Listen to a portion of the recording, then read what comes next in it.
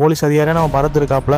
அவர் அங்கே உள்ள கிரைம் த்ரில்லராக ஒரு இடத்துல வந்து பார்த்துக்கிட்டு அவர் லைஃப் ஒரு போயிட்டு இருக்கு. சரி, நியூ இயர் அன்னைக்கு ஒரு பெரிய ஒரு அப்பார்ட்மெண்ட் இருக்குது. அந்த அப்பார்ட்மெண்ட்டில் வந்து ஒரு ஃபங்க்ஷன் நடத்தும் போது அங்கே பார்த்தா ஒரு 3 வயசு பொண்ணு வந்து காணாமல் போயிடுது. இதை பார்த்தா நம்ம இந்த ஒரு கேஸ் வந்து நம்ம பரத்துக்கு வந்து வருது. நம்ம பரத் வந்து அந்த கேஸில் வந்து இன்வால்வ் ஆக போகும்போது அந்த பொண்ணு எங்கே வச்சு எது வச்சு அப்படின்னு சொல்லிவிட்டு நம்ம ஹீரோ ஒரு கட்டத்தில் வந்து தேடி பிடிச்சி போகும்போது அங்கே பார்த்தா ஸ்டீவன் ஒரு கேரக்டர் ஒன்று வரும். அவர் வந்து ஒரு லாயராக இருக்காப்புல. அவர் மேலே நம்ம பரத்துக்கு அங்கே அந்த அப்பார்ட்மெண்ட்டில் இருக்கிற எல்லாருக்குமே நம்ம அந்த ஸ்டீவன் மேலே எல்லாருக்கும் சந்தேகம் வருது அப்படின்னு சொல்லிவிட்டு நம்ம பரத்தை வந்து நம்ம ஸ்டீவனை வந்து ஒரு கட்டத்தில் வந்து விசாரிக்க போகும்போது ஸ்டீவன் தான் கொலையாளி நம்மளே ஒரு கட்டத்தில் வந்து யோசிச்சிருவோம். ஆனால் இவனை பிடிச்ச எல்லா விஷயமும் நமக்கு தெரிஞ்சிடும் வச்சிடும் அப்படின்னு சொல்லிட்டு நம்ம பரத்தை நினைக்கும் போகும்போது நம்ம பிரகாஷ்ராஜ் ஒரு கட்டத்தில் வராப்புல.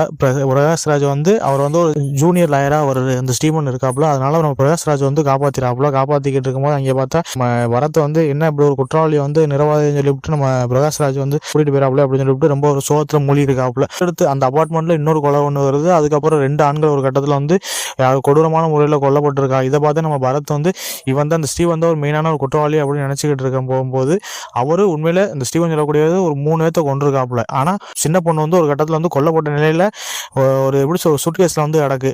இதை பார்த்தா நம்ம பரத் வந்து இவன் தான் அந்த கொலையாளி அப்படின்னு சொல்லிவிட்டு ஒரு இடத்துல போகும்போது அங்கே பார்த்தா இப்படி ஒரு தரமான ஒரு ட்விஸ்ட்டை நம்ம எதிர்பார்த்துருக்கே மாட்டோம். ஏன்னா நம்ம ஸ்டார்டிங்கில் வந்து ஃபர்ஸ்ட் ஹாஃப் ஃபுல்லாக நம்ம ஸ்டீவன் தான் ஒரு கொலையாளி, அந்த பொண்ணை வந்து அவன் தான் கடத்தியிருக்கான். அந்த ஸ்டீவன் சொல்லக்கூடிய கேரக்டர் வந்து அந்த பொண்ணை வந்து கொண்டிருக்க மாட்டான். அவன் வந்து வேற ஒரு 3 பேர்த்த வந்து கொண்டிருப்பாப்புல. அது எதனால ஏன் அப்படின்னு சொல்லிவிட்டு நம்ம வரத்து ஒரு கட்டத்தில் வந்து விசாரணை சில வேலையில் ஒரு ஹைலைட்டாக இருக்கும். அதை பார்க்கும்போது ஸ்டீவன் சொல்லக்கூடிய கேரக்டர் வந்து அந்த 3 பேர்த்த கொண்டதுக்கு அவர் ஒரு பர்சனல் லைஃப் ஒரு கட்டத்தில் வந்து காரணமாக இருக்கிறதுனால அவர் வந்து கொண்டிருப்பாப்புல. ஆனால் அந்த சின்ன பொண்ணை கொண்டது யாரு?